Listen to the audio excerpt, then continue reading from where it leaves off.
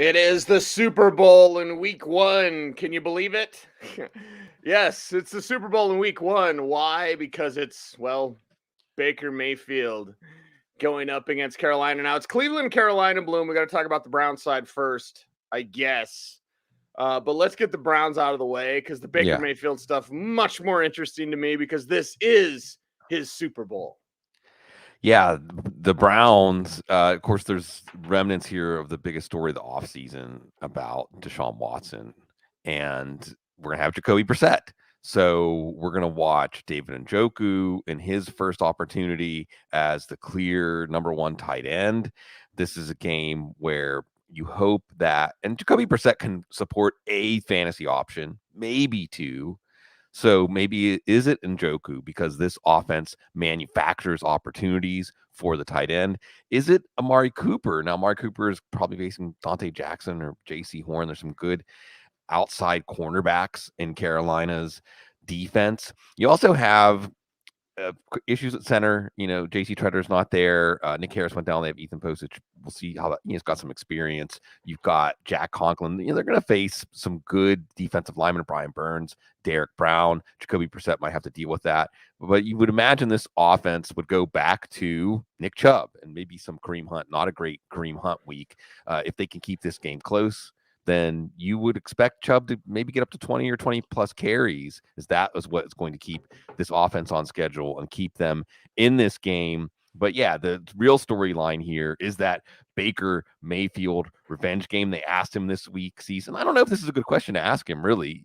Why did Cleveland move on from you? Well, how does he know? He said, I don't know.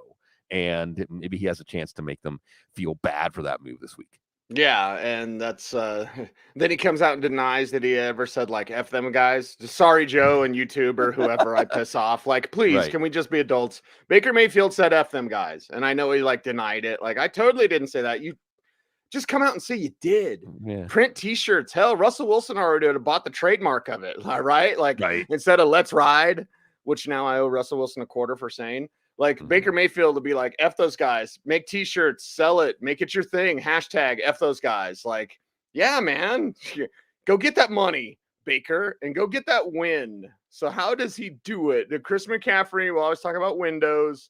You got a McCaffrey window, and Baker's just not going to be able to help himself, man. I think they could be up by 20. I don't want to get crazy and be like, it's Matt Rule coaching for his job, everybody. But like, how ridiculous could this be? I'm predicting a Panthers win. Not that we do that on this show, Bloom. Not that I'm glad my third revenue stream is back with NFL football. But how bad could it be with the Panthers putting a beat down on the Browns? I don't think beat down when I think Panthers. I don't think beat down when I think Baker Mayfield. But you do have Christian McCaffrey. I think the biggest story here is maybe we chalked up a lot of the poor offense last year to quarterback, but would things have been easier if Christian McCaffrey had stayed healthy? And we'll see how Baker Mayfield takes to this offense where there was a quote unquote competition. I think it was always going to be Baker Mayfield. So obviously, Chris McCaffrey returning to the field, how much does that open things up? We also have DJ Moore. Hope springs eternal. That maybe just this incremental quarterback improvement could push DJ Moore up to even first round fantasy value. We know that the ability is there. And then again, he's going to have to face Denzel Ward. Then again, he's going to have to face, see, this is one of those things where you wonder about the revenge. Is the revenge on the Cleveland side? Is it Cleveland taking revenge on Baker Mayfield? How excited are Denzel Ward and company to get an interception, to humiliate Baker Mayfield in this game? So these are going to be matchups to watch. Icky, Ikwanu, the first round offensive tackle. We've had a lot of contention on Aiden Hutchinson staying in Detroit, Kenny Pickett staying in Pittsburgh. He doesn't have Pittsburgh roots, but he has Pitt and all the things he did to elevate that program. Kwanu's from Charlotte. He was really excited to stay home. Guess what you get for your first assignment? Myles Garrett. All right. Yeah. Welcome to the NFL, kid. So we're going to be watching these things.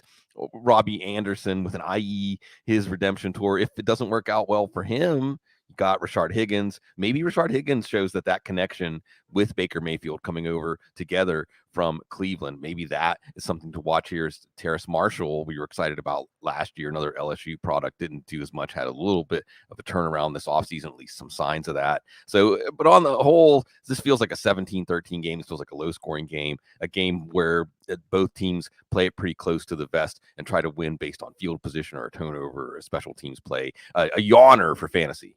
A yawner for fantasy, and still Baker will pump his chest about it. Hey, good. Go get the W. That's all that matters, man. Yeah. At the end of the day, just get that dub.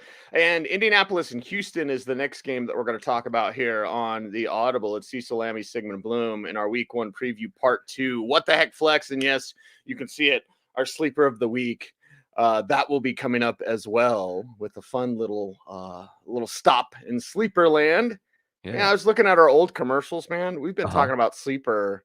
I think we were on board with sleeper before anyone else. Before anybody else, right? Yeah, So to be Marco Polo. One, we've done a podcast longer than everyone else because I don't think the fantasy football guys are around anymore.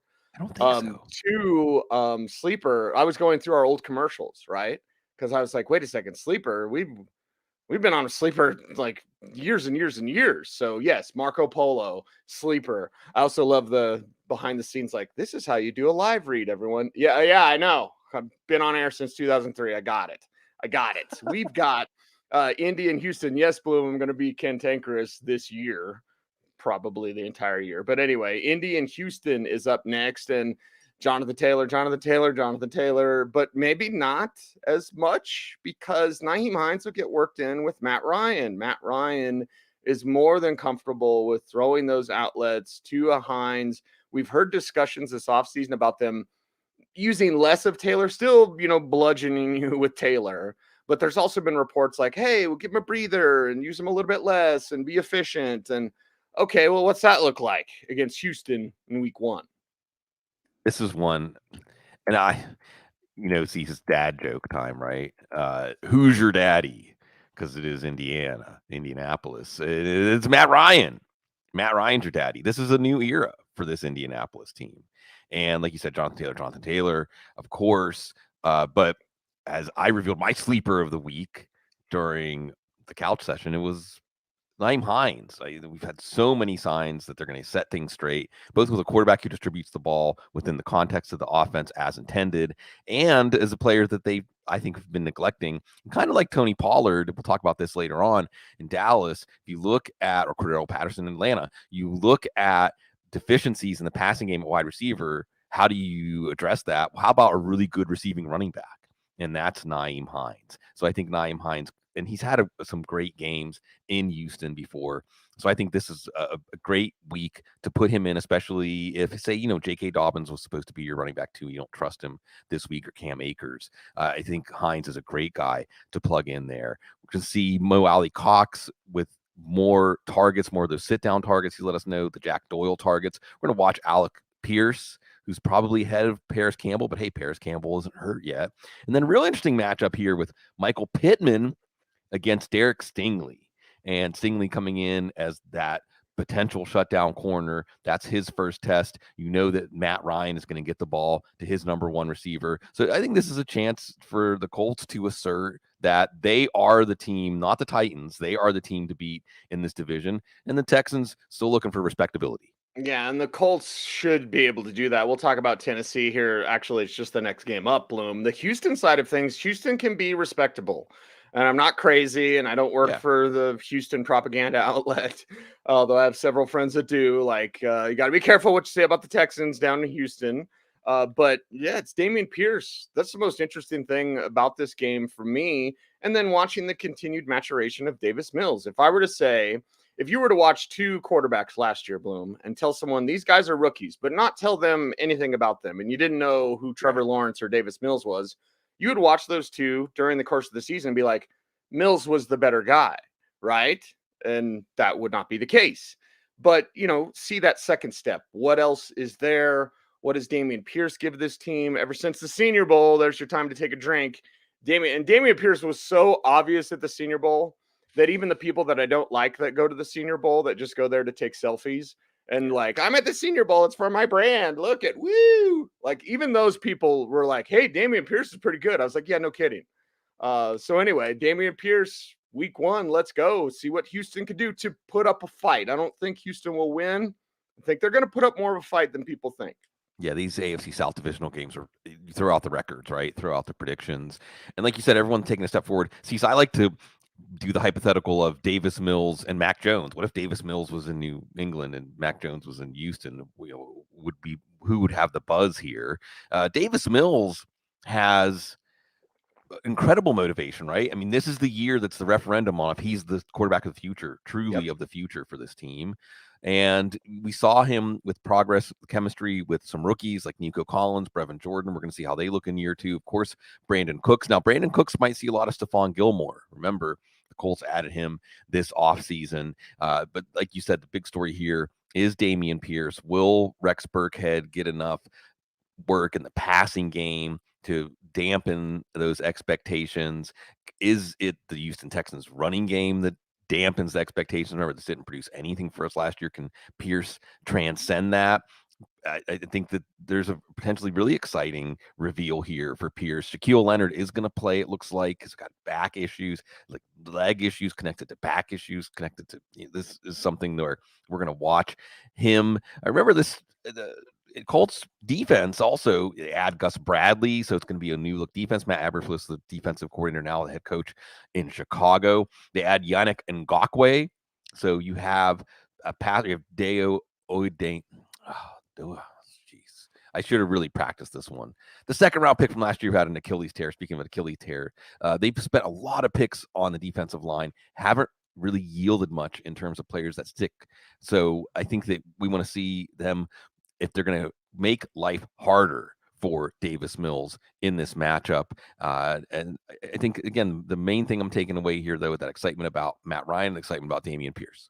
Okay, let's get excited about the Giants in Tennessee up next here on the Audible. I mean, as excited as we can. I do love Brian Daboll. I do. And I'm close enough to enough Buffalo people to know quite a bit about him. And like, I like his game. I appreciate what he should be able to do for the Giants. He just doesn't have the pieces right now. One piece he does have is Saquon Barkley, who he should use over and over and over again. Barkley, if the Giants want to win, should outrush Derrick Henry. What does happen there? The play calling with the Giants will be interesting. But again, Bloom, I like Daboll. Don't like Daniel Jones. Not as against him as Matt Waldman is. Right. I could get that drop and play it for everybody. But like, okay, the Giants, what do you got with Daboll? And Barkley, what do you have, basically using this whole year to showcase your talents for another team? Yeah. He's going to go to free agency. Deo Odeyingbo, to the great defensive tackle there for the Colts. Do we have to get excited about this game? Can we get excited about this game? Can the Giants fans get excited about the Giants? Probably not yet. It's a slow transition. Interestingly enough, here we're going to see Mike Kafka call plays. Metamorphosis of this team. Like you said, for fantasy, the headline here is Saquon Barkley, especially as he more involved in the passing game. He said he was moving around the formation more than he had since he was at college. Again, a little shade thrown at the previous coaching regime. We have Daniel Jones' last stand this year. Tyrod Taylor looking over his shoulder, trying to get in there. Jones looking over his shoulder. Taylor is Daboll, it's a known quantity there with Tyrod Taylor. So how do things get off for Daniel Jones? Do they use more of his running ability? Can he do more with his receivers? Mainly Kadarius Toney. Kadarius Toney not listed on the injury report. So, hey, let's enjoy anytime that is happening. And if you have Toney and you're excited about him, you know what he did in that one game last year, then go ahead and give him a spin. Wan'Dale Robinson, this team is really excited about him. They had a plan for him from the moment they took him in the second round. Kenny Golladay, I think we're just trying to decide whether he's even worth carrying on fantasy rosters at this point. And complicating things, Sterling Shepard, another Achilles story. He's back and expected to play in this one. They have good offensive tackles. They have a new coaching regime. They're going up against a Tennessee defense that lost Harold Landry in practice to an ACL tear. It's the best defensive player, maybe him or Jeffrey Simmons. Remember, Tennessee's also getting a second-round corner. A lot of people like Roger McCreary. Caleb Farley, remember him? He was supposed to be quality-wise as good as any cornerback in the draft last year. I think he had a back problem, so limited him to 3 games last year. So it's like getting another first-round pick for this Tennessee defense that has been trying to fix that cornerback position for a while. See if they can get off. As we talked about, Indianapolis asserting themselves as the favorite, but this Tennessee team, they're tough to put away. Might have that Mike Vrabel pugnacious nature, just overcoming last year, finding ways to win games that they shouldn't have won. This is one they should win, and I have a pretty good idea about how they're going to try to do it on offense. Bloom, I love you and appreciate you dearly, but after 17 years, you ought to know that I don't know what pugnacious means. Like a fighter. Pew, pew. Okay. Boxing. All right. Let's turn this into a boxing show. It's been a while. Yeah, it's been a while since boxing was relevant. Let's talk about Tennessee. And by the way, Mike Kafka was at a Shrine game we went to. Yeah. It's been a while. Yeah. Northwestern. It has been a while. It is the Tennessee side, and that means it's going to be as much Derrick Henry as possible. You have Derrick Henry start him. You don't listen to the show to be like, do I start Derrick? Yes, of course. Who the hell's going to be catching passes? Now, Treylon Burks. Did I have people sending me preseason cut-ups of Treylon Burks playing against real estate agents? Like, seriously, because I said something on Twitter. Somebody asked something, and I already hate Twitter anyway, Bloom. And so I was like, Treylon Burks has the worst offseason of any first-round pick this year because, I don't know, conditioning issues, drop issues, injuries that were nagging him. This is from rookie minicamp all the way through to training camp. And some Titans fans started sending me clips of preseason footage like I haven't already watched it. I'm like, yeah, these guys are going to be selling you coffee in a week. Treylon Burks has talent. He's not Deebo Samuel. But my God, Bloom, you couldn't have written a worse story for this kid coming out as the de facto replacement for A.J. Brown. So what are you going to get from players not named Derrick Henry? And what are you going to get from a guy in Treylon Burks that could use some wins, personally, some good news, because it's been a lot of bad news for Burks throughout this offseason. Yeah, let's lower expectations. There's a lot of rookie wide receivers. I think we're going to lower expectations. If they go off on your bench, then you're excited. Drake London, Garrett Wilson, Sky Moore.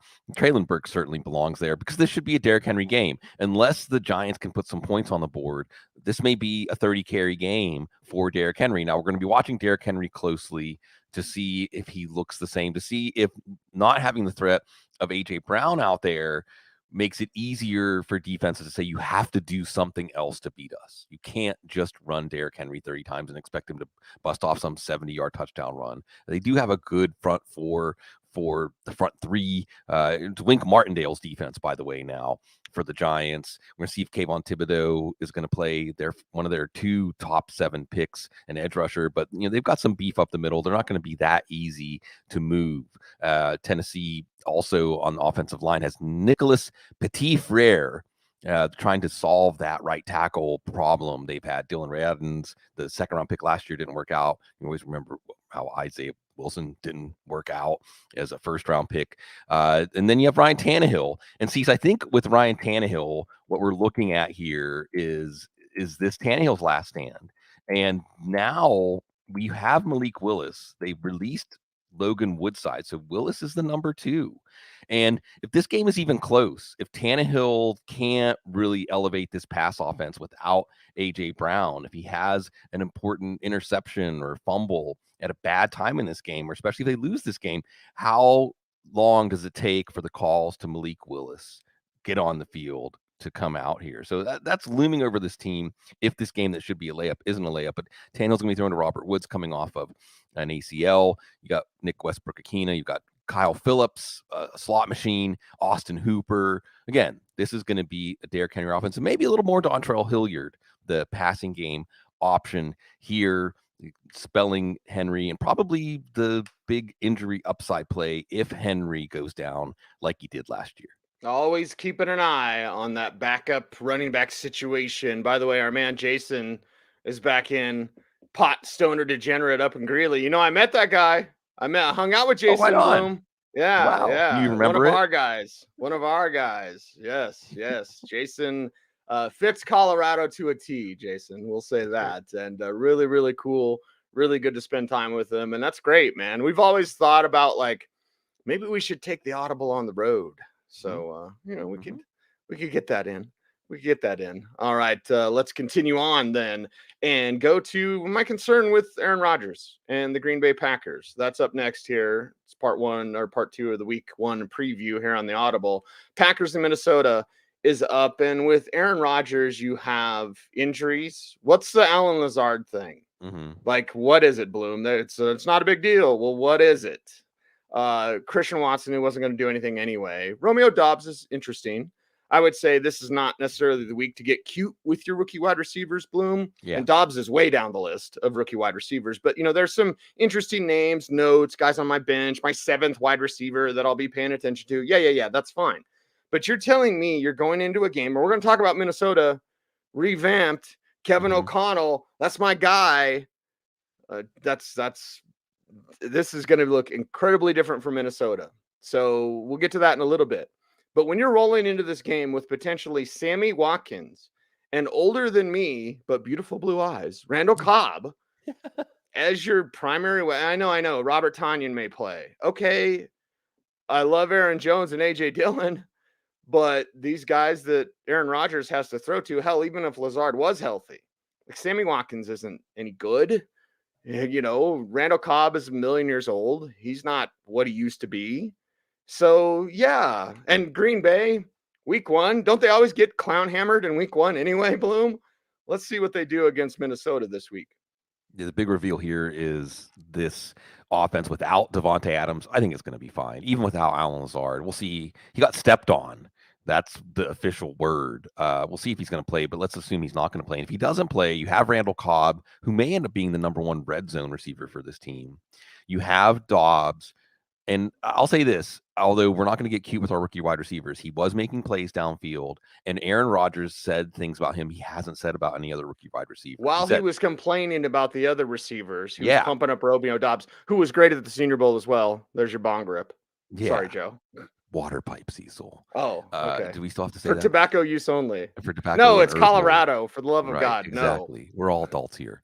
So I think that it wouldn't be shocking. Maybe more of a DFS lineup diversity guy. And then there is Sammy Watkins. It wouldn't shock us. Sammy Watkins. We see it coming this time, but it wouldn't shock us. But, these are all players that, because of the secondary for the Vikings, and this one could turn into a shootout if the Vikings offense does their part. And again, we'll talk about that with Kevin O'Connell, but it is an offense that should run through the backfield, and it's a really good backfield. And also, it looks like they're gonna have David Bakhtiari back. Elgton Jenkins may or may not be back, but remember, they have great tackle depth. Zach Tom, their 4th round pick, looks like he's going to be good. Also, just transitioning from Mike Zimmer. I know that Mike Zimmer's absence will help the offense, will hurt the defense, or will there be a transition period for this defense? Ed Donatel taking over there. But I think the main thing here is the offensive line, Aaron Rodgers, this backfield, this playbook is going to make this offense effective. It's just a question of how effective they have to be to keep up with a very optimistic, spirits lifted Vikings offense. I don't want to turn this into a Packers show, but how much can you lose? And by the way, I got to get one of those Nagler is always wrong shirts. Are they selling those? They selling them? I think so. I saw Aaron, our dear friend Aaron Nagler, one of the good guys, really. And in this industry, there's some alohas. I got to clean that one up for YouTube. But in this industry, there's some really, really good people. Aaron Nagler is one of those people. When I see him, I got to have a tumbler of scotch with him, man. Like I gotta chop it up with Nagler. And they're selling at Cheesehead TV like Nagler's always wrong shirts. Yeah. And Aaron Rodgers like gives Aaron a bunch of crap too. So that's a sign of a good person, right? Yeah. When you can joke around with them. I don't know who said it, Bloom, but I think it rings very true. Like your friends will talk crap about you to your face, but say good things about you behind your back. Yeah.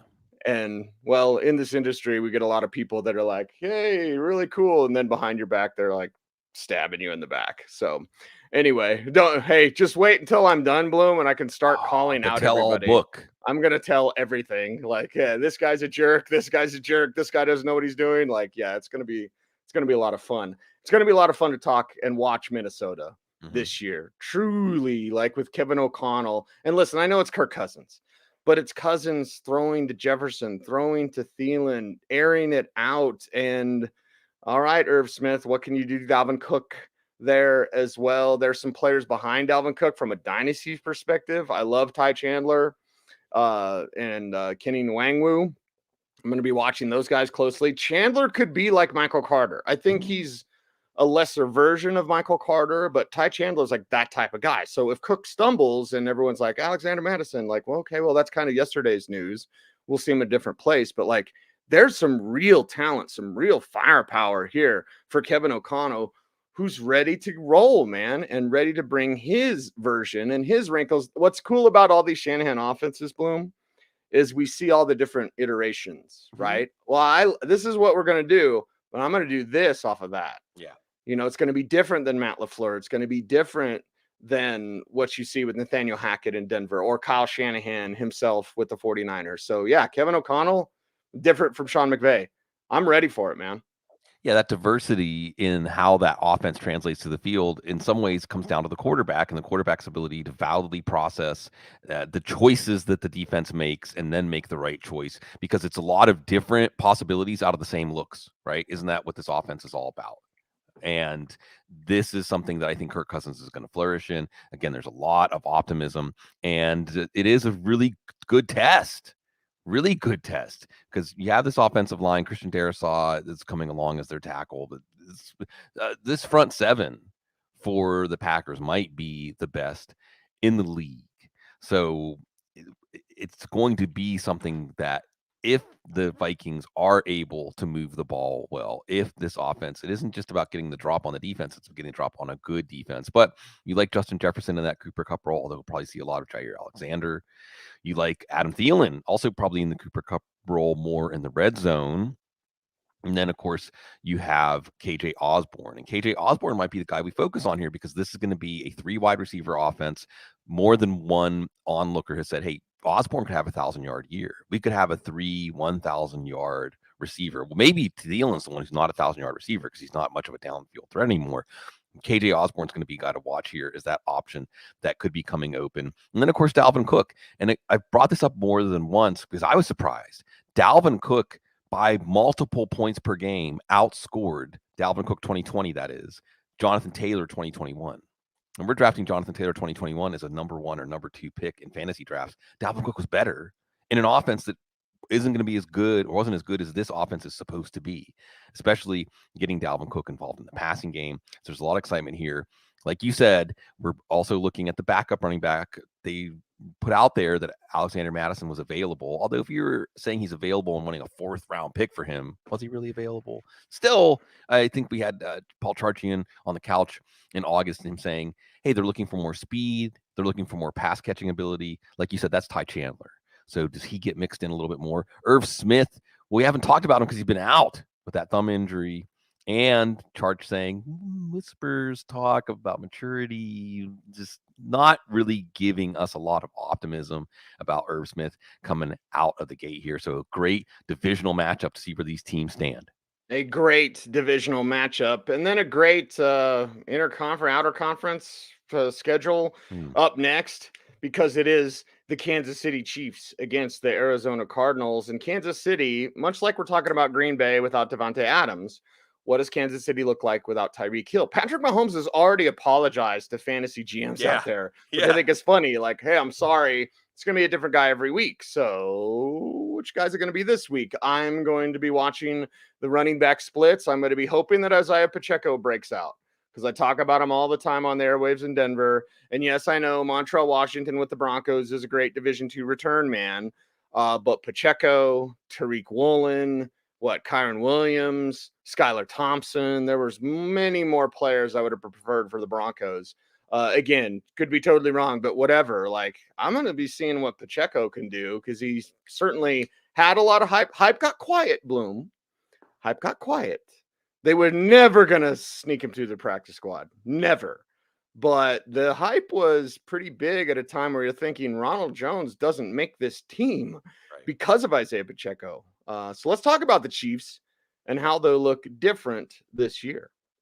Cecil, I got some prop bet tickets to cash. We'll see Lammey mention Montreal, Washington before we get to the Denver-Seattle game. Cha-ching. Yes. I had the inside information on that one. Nice. Story of the season. This game, see, I look at this game and I feel, for Arizona. I don't know. Look, Arizona, who are their signature players on defense now with Chandler Jones gone? J.J. Watt, he's hurt. Marcus Golden, he's hurt. We'll see if they play. You have a really good offensive line for the Chiefs. You have Patrick Mahomes. I think this is going to be a highly successful game for the Chiefs offense. I think the Chiefs are going to make their statement. This week's going to start out with Buffalo.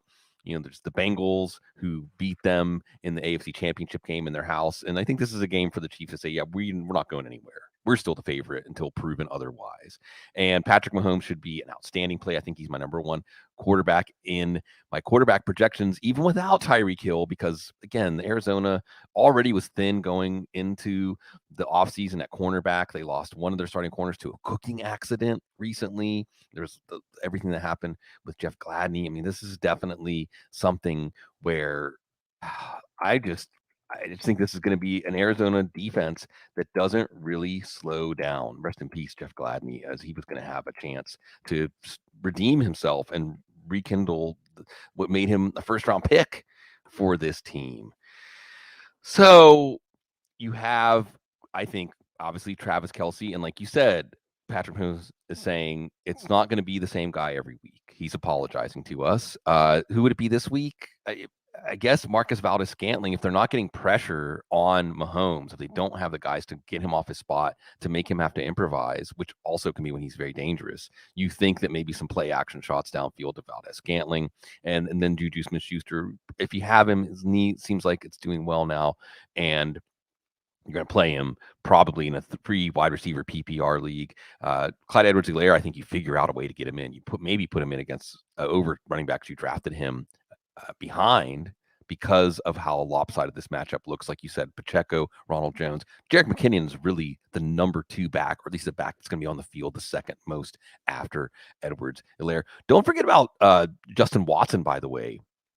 Certainly has been one of the stories of camp, along with Pacheco, as someone that wasn't expected to grab the headlines. And of course, they still have McCole Hardman. I think we know what he can do. They figured out better ways to use him. I don't know if that's going to translate for fantasy.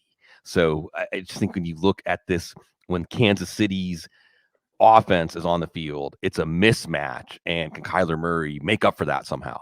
That's right. And your boy Toby has the name of my book. Aloha, the Cecil Lammey story. Mahalo. Arizona's side is interesting. No DeAndre Hopkins, of course, won't see him till Bloom week 7. Yeah. So let's get into James Conner scoring touchdowns. This could be not much keep away, I don't believe, Bloom, as these two teams just try to outscore each other. So Marquise Brown, Kyler Murray, I hope he studied his 4 hours this week. And there's a lot of jokes within that. But let's talk about how high-powered Arizona could be. They're at home. They're against the Chiefs. Everyone gets up for Kansas City. Well, how up is that? And what does that mean for the likes of, Marquise Brown and Ron Moore? Right. Yeah, exactly. Well, right. Zach Ertz is banged up. Trey McBride's been banged up. So it's like Ron Moore is actually, he might be my sleeper of the week. Maybe. And by the chat room, Wendell, what's up, Dependable Wendell? Been there for a long time for us. And Narco News, what's up, man? Talking about Jody Fortson, and maybe is Mahomes hinting at, and they like no Gray too, more 2 tight end sets this year? Maybe more deliberate offense. There can be nothing deliberate about this Arizona offense. They're just going to have to furiously try to keep up with the holes that the defense digs. So Kyler Murray looks good, even without DeAndre Hopkins, but we know this offense suffered without Hopkins last year. Ertz is hurting. If he's on the field, if he's active, if you have a chance to wait around for him, if your number 2 tight end is someone that's going to play later, maybe you have a Cameron Brate or a Kyle Rudolph or a Noah Fant or Alberto as your number 2, then you can wait. I think you still expect him to get a lot of targets if he's out there, because he's going to be that target that can sit down and get some easy yards for this offense, because I don't think it's going to be the running game. I don't think this offensive line is the kind that's going to blast open holes for James Conner. He wasn't a very efficient runner last year. Yes, he got a lot of touchdowns. That's why we remember him for fantasy. But how are they going to deploy Eno Benjamin? How are they going to deploy Darrell Williams? How are they going to deploy Rondale Moore? Who's to say that Rondale Moore doesn't get some of the Chase Edmonds role? in this offense. Wouldn't that make sense? Because otherwise you're looking at throwing at AJ Green, you know, it's Marquise Brown, of course, is the guy on the spot here. And you could see Marquise Brown in, again, a game we expect the Chiefs to put up a lot of points. You're going to have probably some shots to Brown. The one thing that Brown gets as an upgrade here is a much better deep passer. One thing we've always seen with Lamar Jackson is his deep accuracy is rough. Not so for Kyler Murray. So that could be something where, especially while Hopkins is out, we say, wow, Marquise Brown is going to be even better than we thought. And every week play like he was last year with Lamar Jackson. But this Kansas City defense has a really strong front seven. They are going to have a rookie corner out there, Trent McDuffie. Travis Ward's in San Francisco now. I don't know that Kyler Murray's going to have time to focus on matchups, to think about mismatches, to think about how to attack this Kansas City defense, because I think that he's going to have to be, I don't want to say running for his life, but running for fantasy fortunes of anybody who played any Cardinals this week. When are we talking about the Raiders is what pot stoner degenerate Jason wants to know right now, Jason. Yeah. Because it's Raiders and Chargers, the AFC West. To all my friends who run websites that just promote one team, someone needs to start a website that's dedicated just to the AFC West. It's must-see TV every single week. It's the toughest division of football. Don't at me, bro. Listen, this is going to be popcorn time. What's going to happen anytime the AFC West faces off against each other, especially these two teams, because the Raiders, now with more Davante Adams, reconnecting with his old college flame, Derek Carr. Yeah. Okay, what's that look like? I'm sitting on a bunch of Zamir White stock. That's like my Dogecoin bloom when that was a thing. Like I sold it at 70 cents. I bought it at less than a penny. So, it did pretty well. Don't tell the IRS. Anyway, I thought YouTube's already like reporting it. He's too late. Dogecoin. Yeah, exactly. Right. Okay. So for me, it's like I'm waiting for Zamir White to break through in that offense. Darren Waller's going to be okay. When are they going to pay him? Dawson Knox get paid. When's Darren Waller going to get paid? I thought he was holding in, Bloom. I guess maybe the hamstring was real. I don't know. So, of course, Hunter Renfrow, Davante Adams against the Chargers. This is going to be very, very good, very juicy for us fantasy GMs. Oh, yeah. This is your AFL style old school shootout. The Josh McDaniels Raiders. And they may catch a break here. J.C. Jackson, the number one corner for the Chargers, may or may not play. He's out of his boot. I don't think he's – you look at these week one injuries, Cease, and I'm always on the side of the player sitting just because I think coaches are conservative and they're going to say, why are we going to risk this player for the whole year just to make sure they get out there for week one? All right. So I don't think we're going to see J.C. Jackson. And that really changes the whole outlook for this defense and how they match up against the Raiders passing game. I think that means maybe you have to give some help for covering Davante Adams. I do think you have a decent stopper on Darren Waller, who's fine. If you have Waller, you're going to play him. But Derwin James is a good tight end stopper. He had an excellent interception covering Waller last year. It's Hunter Renfrow. I think that the Chargers defense concedes Renfrow. I think this could easily be an 8, 9, 10 catch game for Renfrow. You're going to see Jacobs. We're going to see unveil of the committee. If the Raiders can get ahead in this game on the road, we may see Jacobs have a good game, but he's chancy. We may see Amir Abdullah have a bigger role, and we'll watch obviously what Zamir White is doing. And all of this stuff comes with the caveat of the offensive line. This is an offensive line that really kept this offense from hitting their peak last year, and it doesn't look that much better this year. So that's going to be something to watch against the Chargers, who have Khalil Mack, by the way, one of their big offseason acquisitions, and, of course, Joey Bosa. This team is a team that has given it up against the run, but they can definitely get pressure on the quarterback. Again, that leads back to getting the ball quickly and Hunter Renfrow and the Raiders trying to show that they can hang in that toughest division of football, like you said, Cease. Bloom, let's talk about getting pressure on the quarterback, because Chandler and Max and Chandler, that should be like a buddy cop thing, right? Right, or Phineas and Ferb. It sounds like a Nickelodeon show. Oh, yes. Doofenshmirtz, Dr. Doofenshmirtz. That's Josh McDaniels, is Dr. Doofenshmirtz. Yeah, there you go, the nickname. Yeah. It's going to stick. And man, I love Chandler Jones. I love him like as a person. What a really good guy. Sorry, Jason. Too bad he's on the Raiders. Anyway, Chargers side, what do they do for more? We already know everything, right? Hey, where's the Chargers? Like, yes, we know everything. They're at home, if that matters, for the Chargers. Although I do know a Chargers fan, like my Okay. Orkin guy. Yeah. He was like, "Can you get me Chargers tickets?" And I was like, "Why?" Like, why? Oh, I'm a Chargers fan. I was like, "Really? Oh, I'm sorry. I mean, okay, I'll try just because I feel bad for you. But like, okay, Chargers." And now with Sony Michel, I don't think he'll do anything this week, Bloom. Mm-hmm. But adding an element of power to this team, and it's all about fit. Michelle did not fit wide zone. It's like the Trey Sermon thing. Michelle fits power gap and spread them out. And I don't think he does anything this week, Bloom. It's not my sleeper of the week. That's coming up later. But okay, Chargers, we've seen you in the postseason. You got to get over the hump. Winning this division game week 1 can put you in a better spot, because I think this thing goes down to the wire. I think there could be 4 teams from the AFC West in the playoffs. Yeah, mathematically it's tough for that to work out, but when the teams are as good, the quarterbacks are as good as they are in this division, it can work out. Justin Herbert, MVP, maybe. I mean, you get off on the right foot, and if you win this division, then that is certainly a case to be made. And if they win the division, it's going to be Justin Herbert. And maybe this is a game where Justin Herbert really asserts himself in many ways against this Raiders defense, where, like you said, Cecil, you've got Max Crosby, you've got Chandler Jones. Oh, but what do you have at cornerback? Not much.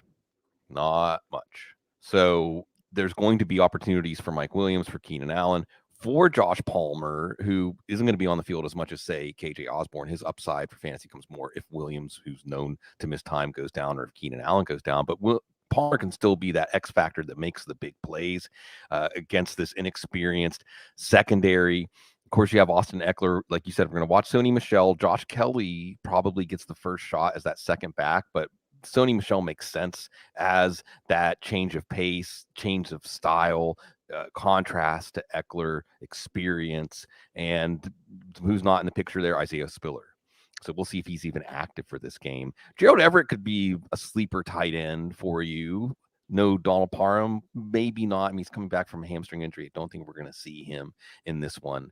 But this is a game where every year, Cease, we want to say, this is the year for the Chargers. This is the year that it comes together. And even last year, there was a point that we thought it was. Losing this game is just going to – we have all the psychological stuff that surrounds these teams. And the Chargers, it's always disappointment. So this is a game in week 1. Like I said, you don't want to risk players' health and things like that. But for the Chargers, this game might be a little more important. Remember, they also added Zion Johnson, excellent guard. They have a whole, maybe we'll see about Trey Pipkins at right tackle. Again, he's going to be on the spot against these pass rushers. But overall, this is a Chargers team that has done a lot personnel-wise to beef up on paper what they have, but they still have to do it on the field. And as Daiquiri Man always says, the Chargers will always disappoint. Yeah. They'll always choke until they learn the Heimlich maneuver. Like, hey, the Chargers will choke. Maybe it's in the wild card round. Maybe it's in the AFC Championship. Hell, maybe it's in the Super Bowl.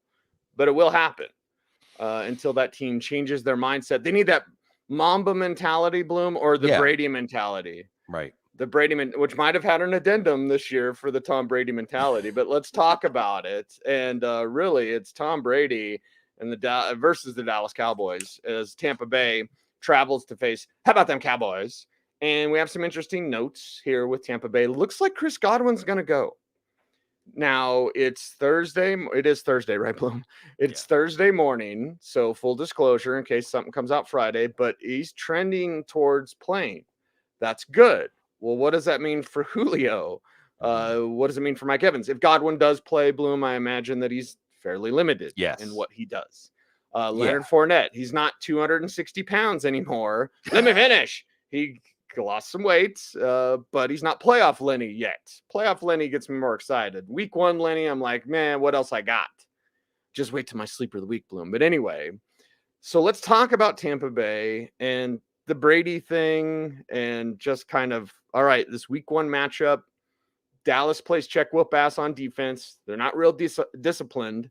Well, if you play check whoop ass and you're not disciplined, Brady can shred you.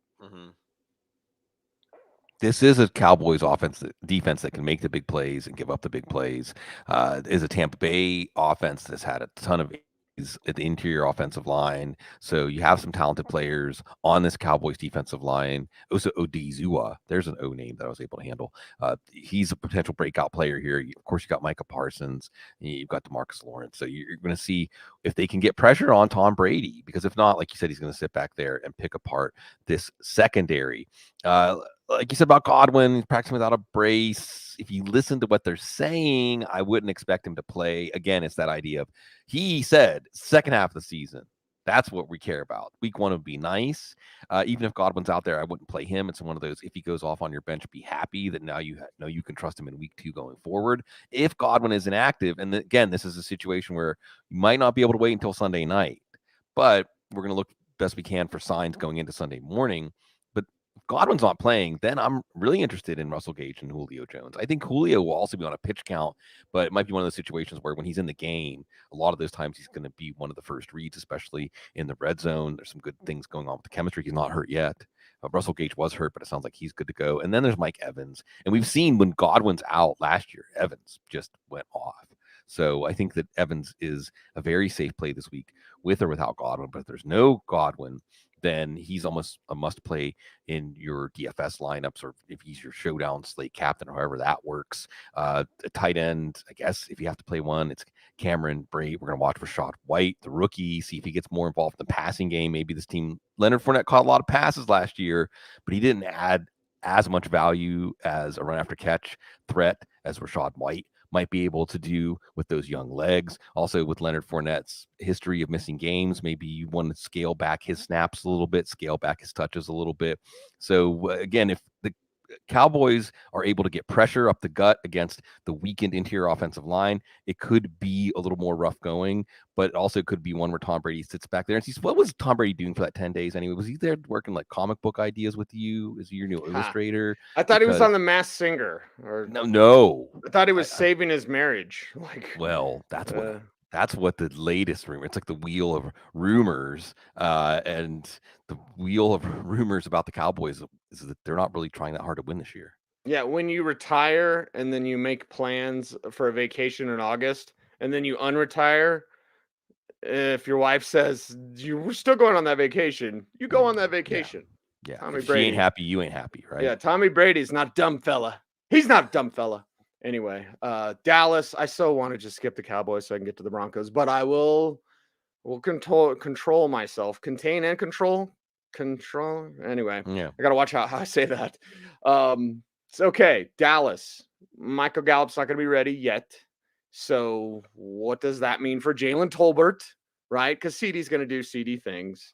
And Dak's going to do Dak things, and they'll feed Zeke because Jerry loves him. Honestly, if you used more Pollard as a receiver, that would make sense. Right. A little more Dalton Schultz this week, that would make sense. Sure, we're watching Tolbert. Tolbert's gotten some positive buzz this offseason, but it's going to be interesting to see what the Cowboys do and how they perform, how much they have to perform against Tampa Bay at home. And they played at Tampa, the defending Super Bowl champs, to open the season last year, and gave them everything they could handle. So Dak Prescott is going to be on the spot here. Remember, this is a team also with offensive line issues. Oh boy, Jason Peters is on the practice squad. Rookie Tyler Smith might start at left tackle. Terrence Steele at right tackle. Even with Jason Pierre-Paul still not on a team, by the way. You got Shaq Barrett. You got Joe Tryon-Shoyinka. Remember, this team also picked up Akeem Hicks. Yes, and Ndamukong Suh's not back, but Akeem Hicks is in the middle of this defense. Wrecking stuff. Vita Vea. So in this game last year, I think Elliott had 11 carries. Elliott was a dud in week 1. Expect him to be a dud in week 2. I mean, week 1 in 2022. And there's a little different tone here. Mike McCarthy says it's a tandem, not a change of pace. It's a tandem. Now, again, is Mike McCarthy calling shots? Probably not. Zeke says we're each other's biggest backers, talking about him and Pollard. And he said there's going to be more packages where they're both on the field at the same time. So if you want to stick your neck out for Tony Pollard this week, like you said, Cease, he's a simple potential answer to, well, you're going to throw to Noah Brown, Jalen Tolbert, and Dalton Schultz. We're going to see how he does when defenses pay maybe a little more attention to him, because Amari Cooper, who had 2 touchdowns, 13 catches, a ton of yards in the game last year. Now, CeeDee Lamb had a 7 for 104, I think, in that game. But what we want to see from CeeDee Lamb and Dak Prescott is if the Cowboys can't keep this low scoring, can't keep this a tight game, and they have to play a track meet with Brady in the passing game for Tampa, can Dak and Lamb get that two-man game going where it doesn't even matter what the play call is? Because what did we remember from the last time we saw Dak Prescott? It just felt like he had no ability to exert his will on the outcome of that game. And is he hemmed in by the offense? Is he hemmed in maybe by being a little too disciplined and too true to the play calls? Or is he going to do what's right? It's, well, when in doubt, throw the ball to CD. And I'm glad that this game is a Sunday night game. It's much more intriguing. I mean, there's a lot of good storylines, NFL reality show storylines. And I know for you, Monday night, working. I don't know when you're going to get to sleep on Monday night, Cease. But I think the stories here will be better than the game. I don't want to be that guy, but Bloom, it's football season, so sleep is not a thing. I worked from 9 a.m. yesterday when we started the show till 1 a.m. Mm-hmm. So yeah, that's football season. So try to take your breaks. You know what I did for enjoyment yesterday? Well, like in between, because Broncos were off yesterday, so I got to go to Broncos as soon as the show's done. Yeah. So I'll be out at Broncos headquarters once again. But you know what I did for entertainment? Did you see if your mountain lion trap caught anything? I did go to look at the mountain, but I also was just cleaning up the backyard, doing yard work, scooping poop from the dog. Yeah. That's the way I enjoyed, like, hey, I don't have to do football for 20 minutes. Let me go actually take care of my yard. Anyway, do you want a Lassie bark, Bloom? Speaking of dogs. Oh, yes. You want a Lassie bark? You mentioned, was it Zeke that said that? Like, hey, we're best friends. Like, okay. I know a running back situation where publicly the guys say they're best friends and privately they hate each other. And that's all I got to say about that. So, yeah, just know that all that's said in the media is not always true, which leads me into Denver and Seattle, because we had the excellent Brady Henderson report. Excellent report, Bloom. I'm sure you read it. Very long form. And there's some lies in it. You could tell whoever he was talking to in the Seattle building, they were like lying to him. And he ran with it, which is fine. He's talking. And this isn't about Brady Henderson. I thought Brady did a really good job. But the whole lie of John Schneider wanted Drew Lock. Drew Lock was a throw-in. Make no mistake about it. They wanted Pat Surtain. And George Payton almost hung up the phone on him. So they threw in Drew Lock. So the part of the Brady Henderson thing is like Denver was the deal because they decided and John Schneider really wanted, they didn't want Drew Lock at all. Okay, that's lie number one. The other two lies, basically, John Schneider really liked Pat Mahomes, but he couldn't take him because of Russell Wilson. That's a lie. John Schneider, and I like John Schneider. John Schneider really liked Josh Allen, but he couldn't take him because of Russell Wilson. That's a lie. Because if that was the case, and John was in Laramie at Josh's pro day where I was, and John Elway wasn't, by the way. So, like, yes, you can read reports, and if you know enough, because I've been saying for 2 years Russell Wilson was available. Russell Wilson's available from them. And people were incredulous, Blue, especially locally. And there were some Seattle reporters that really, really fought against me, which is fine. You know, because they're doing their propaganda thing. They have to support the team that pays them, basically. Every city's the same, where you have your team propaganda outlets who are like state sponsored and nothing's ever wrong and everything's perfect. And then you have the people that tell it like it is. I like listening and talking to and befriending and knowing the people that tell it like it is, because Russell Wilson was available 2 years ago. This thing was broken. And it wasn't Russ forcing his way out. It was John Schneider and Pete Carroll choosing John Schneider, and Schneider just getting done with Russ. And for all the, like, he was going to take a big money deal. He signed a team-friendly deal with the Broncos. It's not even fully guaranteed, right? So it's like, okay, that extension he signed with Denver, like, so Seattle, you got to, I don't want to be cruel, Bloom. This is not the local show where I can be a little more harsh to opposing fan bases, but whatever. Seattle, you'll be fine. Drink a latte. You got a bunch of fans that are lying, saying like, oh, he's lost a step and he just looks for the big play and he's just the me guy. Now there is a presentation with Russell Wilson. You have to be ready for that. And if you're not ready for that presentation, it will take you aback, because Russell Wilson is always on. No matter where he's at, and he knows people are watching him, he's on. He is Russell Wilson, the brand. And I'm okay with that because I just had to spend 6 years with 11 quarterbacks like Paxton Lynch, Trevor Siemian, Case Keenum, Joe Flacco, Brandon Allen. I'm not going to name them all, Bloom, because they all sucked. Sorry, Teddy. Sorry, Drew. I actually like Drew. I don't like Drew Lock fans. I like Drew. I like his dad, Andy, too. It's good people. But interesting report, Seattle, Brady Henderson reporting about the Seattle deal with Russell Wilson, but it's back. The standard for the Broncos is back. Russell Wilson is back. Now it's revenge game, Bloom.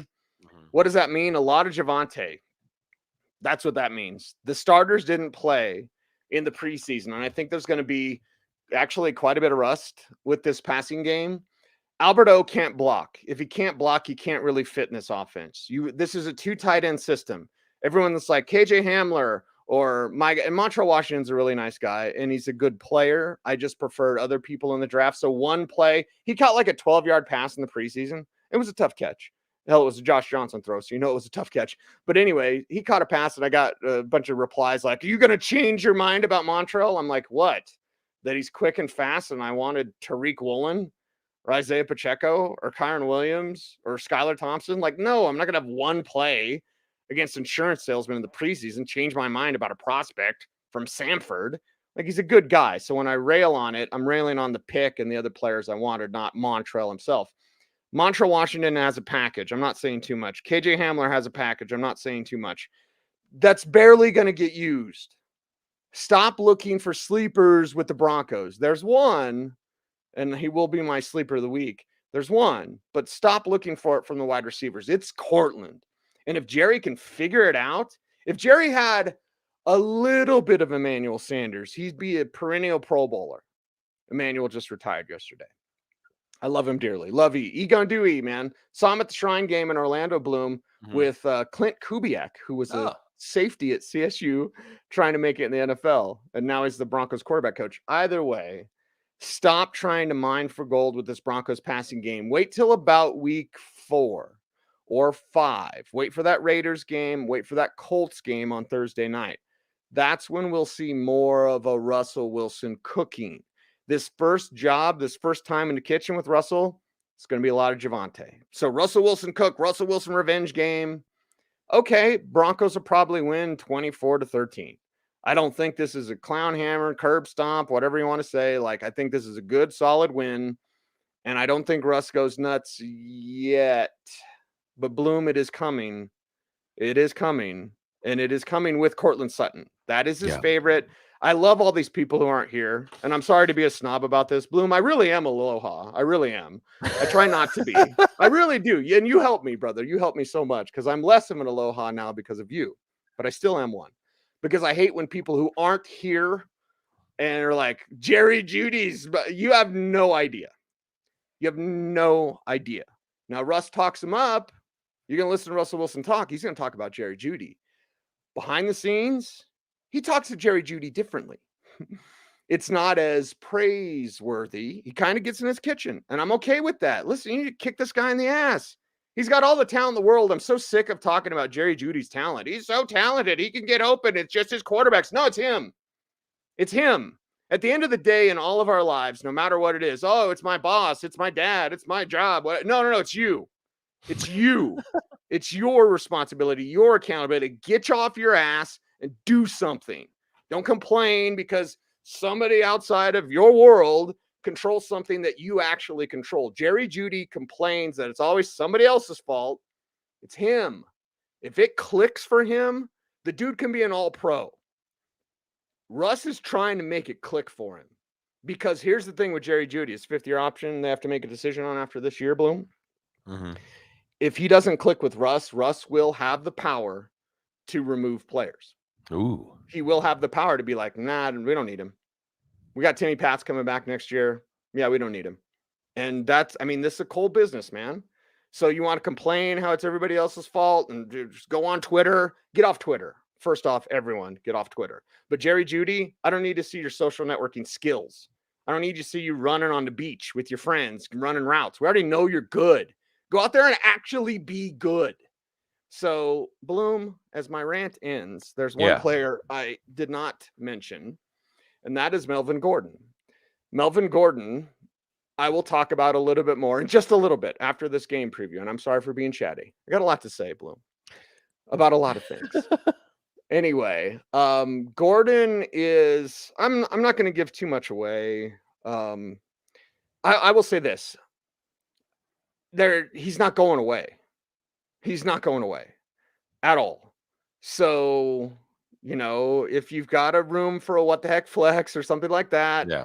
And I love Javonte. I am the president of the Javonte fan club. I'm at as my number one running back in last year's draft class. Like, there is no larger Javonte Williams fan than I.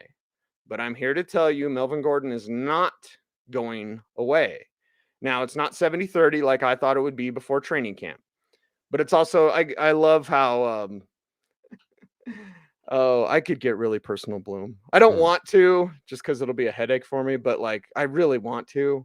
But I love how people try to predict the split. Nobody knows. It is truly going to be hot hand. And Melvin Gordon might get the highest priority touches. And I'm here to tell you, if Javonte does not protect Russell Wilson, remember, Russ has the ear of the coaching staff and of George Payton. They've chosen, the Walton Penner group has chosen Russell Wilson. And they didn't buy the Broncos so they could be like, we have a stock portfolio in the Broncos. Like, they bought the Broncos to kick ass and to win championships. Russell Wilson is their guy to get them there. So if Javonte misses a pass block, Melvin's better at pass blocking. If Javonte drops a pass, Melvin's better as a receiver. And I am not a Melvin Gordon fan, but I understand and recognize what he can do in this offense, how he fits, and how there's a little, let's say, Bloom, friendly competition. Oh, in that that's backfield. good. That's Yes, good. That's very good for the good. team.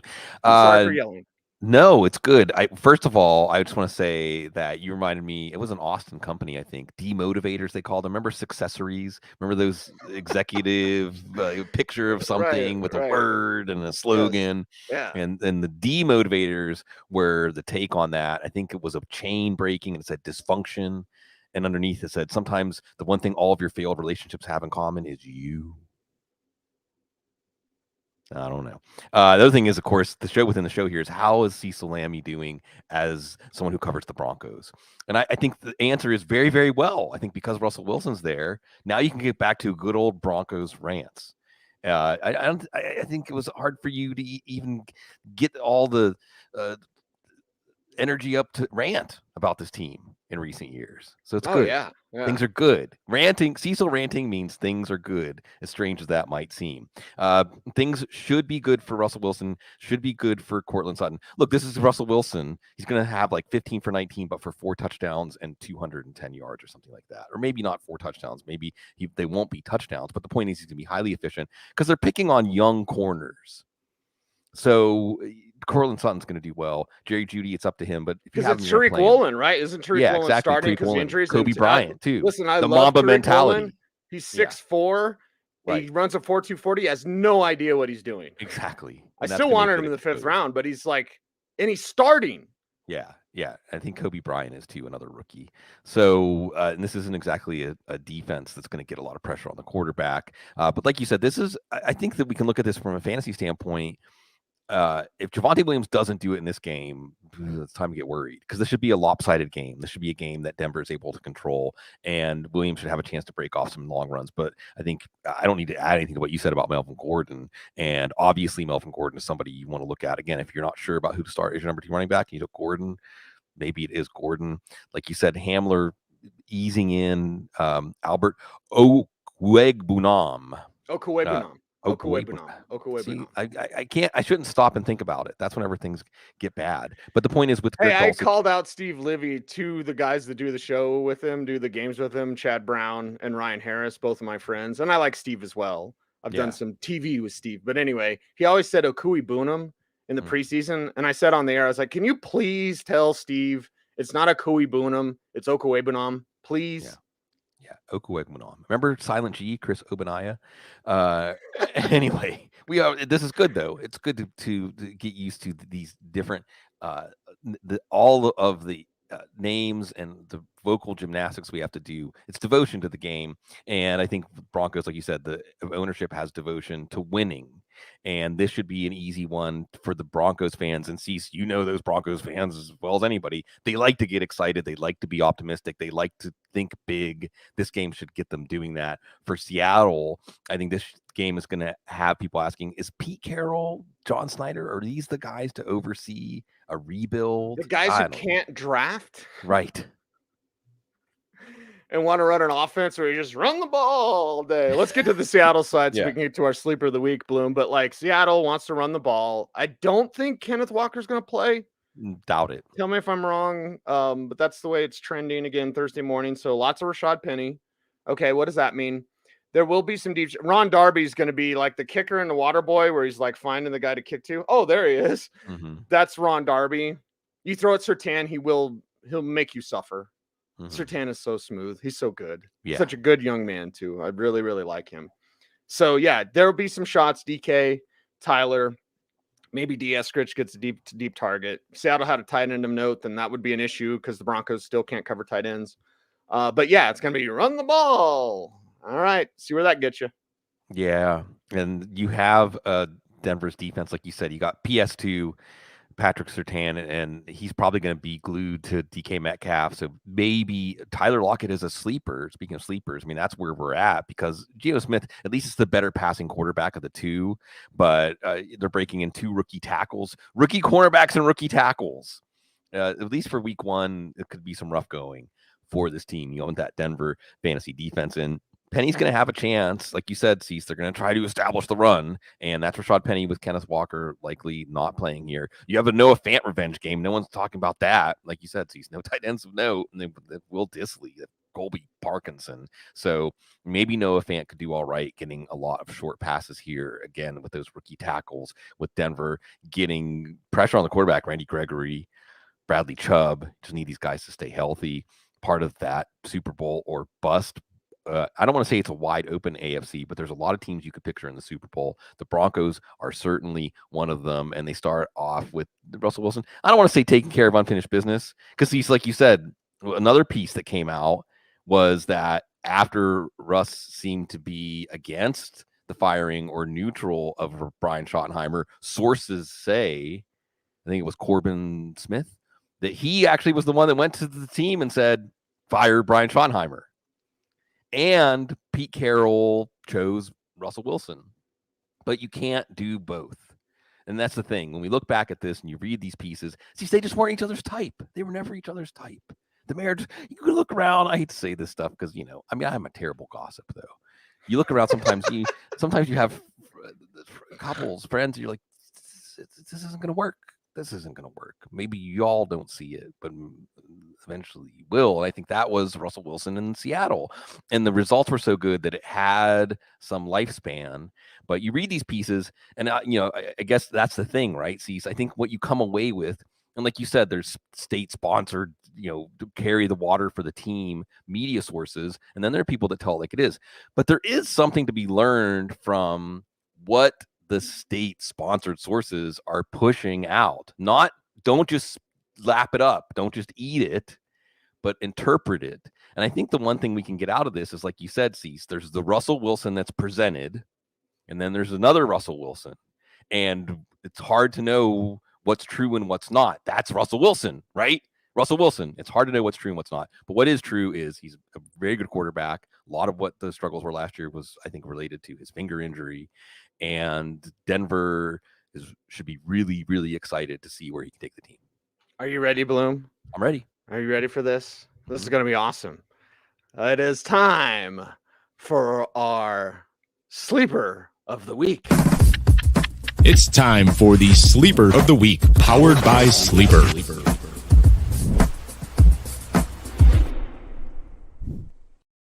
Many thanks to our friends at Sleeper for powering this episode of the Audible, and of course, for our Sleeper of the Week. And mine, I just gave it away. It's Melvin Gordon. Yeah. Melvin Gordon is the Sleeper of the Week because, again, you have a healthy competition between these two running backs. You have a situation in Denver where it's going to be the hot hand. Javonte will be the starter, but Melvin's not going anywhere. So if you're looking at your lineup and you just need that player and you just don't know and you want some Monday night punch, how about some punch with Melvin Gordon, especially because he might be the primary goal line back That's something I didn't say yet, Bloom. So, again, not revealing too much, but you want to put your sleeper chips on Melvin Gordon this week, I say go for it. Bloom, in week 1, who is your sleeper of the week? Yeah, sleeper of the week. And hopefully he's not going to be a sleeper soon, Nyheim Hines. There's just so many signs pointing to that. And I just think you're going to see him play more of a central role in this offense than he has in the past. They realize what they have there. And can I get some of my what the heck flex picks out there too? Of course. Yeah, well, this is like the top what the heck flex is the sleeper of the week. But there are other names that I want to just toss out there, folks. I just love tradition. If J.K. Dobbins isn't out there, and I'm going to second the call on Gordon, of course. If J.K. Dobbins isn't out there, you never know with Mike Davis or Kenyon Drake. J.D. McKissick, and I know they're saying, hey, we trust Antonio Gibson, but the actions don't indicate that. Kenneth Gainwell, Boston Scott against Detroit. Detroit's defense still, it's behind the offense at this point as far as where they are in their evolution. I think that you could easily see a game where Gainwell and Scott both have touchdowns. We'll see about Miles Sanders. A wide receiver, I almost said George Pickens for sleeper of the week because this was something that we didn't know when we recorded yesterday. Deontay Johnson and shoulder, not good, or arm, an issue there where he didn't sound like someone that's going to play this weekend. It sounds like it could be more George Pickens, and you hope that Mitchell Trubisky just throws the ball up for him, or maybe Chase Claypool. Also at wide receiver, we mentioned all those Green Bay wide receivers. If Allen Lazard is out, Russell Gage and Julio Jones. If Chris Godwin is out, Rondale Moore, we talked about many different ways for him to get the ball in his hands. Isaiah McKenzie, if you're going to go with a sleeper of what the heck flex on Thursday against the Rams, with likely Jalen Ramsey making it a little more difficult to throw to Stephon Diggs and KJ Osborne. We talked about, and since we talked about it so much in the chat room, our man I Am Iron's Cat keeps bringing up Isaiah Likely. I'm not saying to put him in your flex spot. If you can, pick him up as a preemptive pickup so that you get a step ahead of that week 2 waiver wire, which will be here on Tuesday, like always, doing the waiver wire show. And I guess that's where we sign off, Cecil, it's good to be back. It's good to be back with our people. It's good to be back with each other. It's good to be back with football. And more than what happens, more than seeing how smart or dumb we are, how good or bad our fantasy teams do, it's just a chance to spend time together. So he's watching all the names go by in the chat room, all the familiar faces, avatars, handles, and knowing that we're back in each other's lives in a way that, with all the things that go on in the world, it all falls away when we're managing our teams. It all falls away when we're recording or listening to our favorite shows. It all falls away. And that's what we have. It's our happy place, right? We're back in our happy place. I know, Bloom, you said it yesterday, not to get too deep or personal, but when I'm dealing with stuff, and you said, when we get in our yellow boxes, brought to you by Sleeper, when we get in our yellow boxes, like that's our place. 17 years now. Yeah, 17 years now. So that's where we get. And I'm like you. I see all these names in the chat room. I'm like, this is awesome. Yeah. And all of our friends coming out to join us to watch and love the National Football League. It is the Audible. Want to remind you to check out Sleeper. I want to remind you to check out footballguys.com. Sign up for that free daily newsletter every day. The hottest news, top news, right to your inbox. Stories written by Sigmund Bloom, myself, Joe Bryant. So you want that in your inbox every single day, and it's free. Keep tabs on what's going on in the NFL with the Football Guys free daily newsletter. And for your fantasy football goodness, check out footballguys.com. Also, to help us do the YouTube thing, now above 17,000 subscribers, Bloom. I just looked. 17,000. So thank you guys. We appreciate 17 years, 17,000. There you go. 17,000. Let's rock and roll this thing. But do all those YouTube things, like, share, comment, subscribe, and hit the notification bell so that you never miss a vid. And Bloom, it's working. Yeah. I feel like young Anakin Skywalker, young Jake Lloyd. It's working. It's working. YouTube. All right. Well, it's working for now. Anyway, so YouTube things and watch the video all the way to the end. I'll stop chatting. And we love you guys. Appreciate you very much. He's Sigmund. I'm Cecil. We are the Audible. Stay tuned and stay frosty.